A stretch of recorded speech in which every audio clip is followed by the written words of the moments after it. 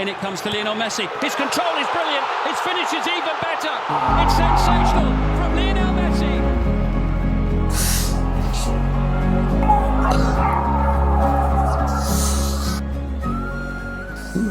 കുറെ കാലമല്ലോ ഈ വേദന കൊണ്ട് നടക്കണേ. കുറേ ഡോക്ടർമാരെ കാണിച്ച് എല്ലാ ഡോക്ടർമാരും പറയുന്നത് സർജറി തന്നെയാണ്.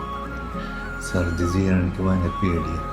എനിക്ക് ഇത്രയും പ്രായമായില്ലേ, ഇല്ലാത്ത അസുഖങ്ങൾ ഒന്നുമില്ല. ഇത്രയും നാൾ വേദന സഹിച്ച് ഇനി അങ്ങനെ അങ്ങോട്ട് പോട്ടെ. ഞാൻ നോക്കി നോക്കട്ടെ.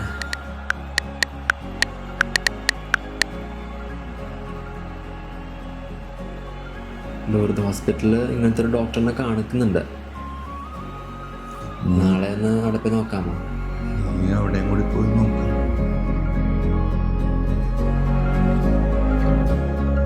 പറയൂ, എന്ത് പറ്റി?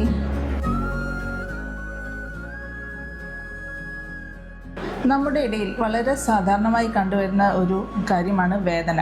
നമ്മുടെ ശരീരത്തിൻ്റെ സന്ധികൾക്കുണ്ടാകുന്ന മുട്ടുവേദന, നടുവേദന, തോൾവേദന. പലപ്പോഴും കഴിക്കുന്ന മരുന്നുകൾ കൊണ്ട് അതിനൊരു ശമനം ഉണ്ടാകുന്നില്ല. അതുപോലെ തന്നെ പലപ്പോഴും സർജറി വളരെയധികം റിസ്ക് ഉണ്ടാക്കുന്ന ഒരു സാഹചര്യം, അത് നമുക്ക് ചെയ്യാൻ പറ്റാതെ വരുന്ന ഒരു സാഹചര്യം.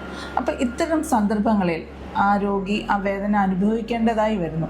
വിട്ടുമാറാത്ത വേദനകൾ അഥവാ ക്രോണിക് പെയിൻ, ഇതിൻ്റെ ട്രീറ്റ്മെൻറ്റിന് വേണ്ടി ഡെവലപ്പ് ചെയ്ത ഒരു സ്പെഷ്യാലിറ്റിയാണ് ഈ ഇൻ്റർവെൻഷണൽ പെയിൻ മാനേജ്മെൻറ്റ് എന്ന് പറയുന്നത്.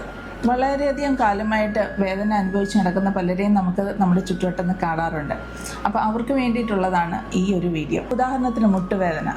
നമുക്കറിയാം, തുടക്ക സ്റ്റേജിൽ അസ്ഥിവാദം അല്ലെങ്കിൽ തേയ്മാനം കാരണം ഉണ്ടാകുന്ന വേദനകളാണെങ്കിൽ പല സ്റ്റേജസ് ഉണ്ട് അതിന്. അപ്പോൾ തുടക്കത്തിൽ പലപ്പോഴും ഡോക്ടേഴ്സ് തന്നെ പറയും അതിൻ്റേതായ എക്സസൈസുകൾ, ഇഞ്ചെക്ഷൻസ് ഒക്കെ നമുക്ക് നൽകുവാനായിട്ട് സാധിക്കും. അത് തേയ്മാനം കുറയ്ക്കുവാനുള്ള ഇഞ്ചെക്ഷൻസ്, അതായത് PRP ഇഞ്ചെക്ഷൻസ് ഇന്ന് വളരെയധികം നമുക്ക് പ്രയോജനകരമായി കാണപ്പെടുന്നുണ്ട്. അപ്പോൾ അതിനെല്ലാം ഓരോ സ്റ്റേജസിന് അനുസരിച്ചാണ് നമ്മൾ ഇതിൻ്റെ ട്രീറ്റ്മെൻറ്റ് തീരുമാനിക്കുന്നത്. എന്നാൽ ഒരു പ്രത്യേക ഘട്ടത്തിൽ നമുക്ക് അതിൻ്റെ വേദന കുറയ്ക്കാൻ പറ്റാത്ത അവസ്ഥയില്ല, അതായത് സ്റ്റേജ് 3, 4ലേക്ക് വന്നു. എന്നാൽ അവിടെ സർജറിയാണ് ഐഡിയലി. ചിലപ്പോഴും നമുക്ക് TCAR അല്ലെങ്കിൽ റീപ്ലേസ്മെൻറ്റ് സർജറീസ് പറയാറുണ്ട്.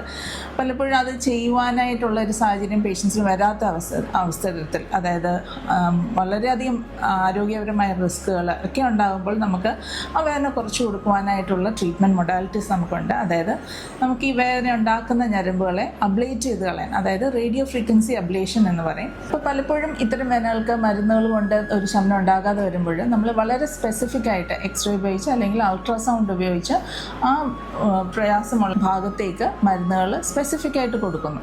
അത് കൊടുക്കുന്നതുകൊണ്ട് രണ്ട് കാര്യങ്ങൾ: നമുക്ക് അവിടെ സ്പെസിഫിക് ആയിട്ട് മരുന്ന് എത്തിക്കുവാൻ സാധിക്കുന്നു. സെക്കൻഡ്, നമുക്ക് ഇതാണോ കാരണക്കാരൻ എന്ന് അറിയാവുന്ന ഡയഗ്നോസ്റ്റിക് ഇഞ്ചെക്ഷൻ എന്ന് പറയുന്നത്. ഇത് രണ്ടും നമുക്ക് ഇതിൽ നിന്ന് സാധിക്കുന്നു.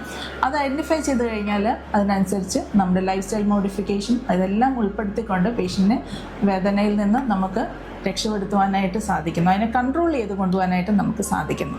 അപ്പം ഇത്തരം ട്രീറ്റ്മെൻറ്റുകൾ ഇത്തരം ക്രോണിക് പെയിൻ അഥവാ വിട്ടുമാറാത്ത വേദനകൾക്കായിട്ട് നമുക്ക് ലഭ്യമാണെന്നുള്ളത് നമ്മളെല്ലാം അറിഞ്ഞിരിക്കണം. Thank you.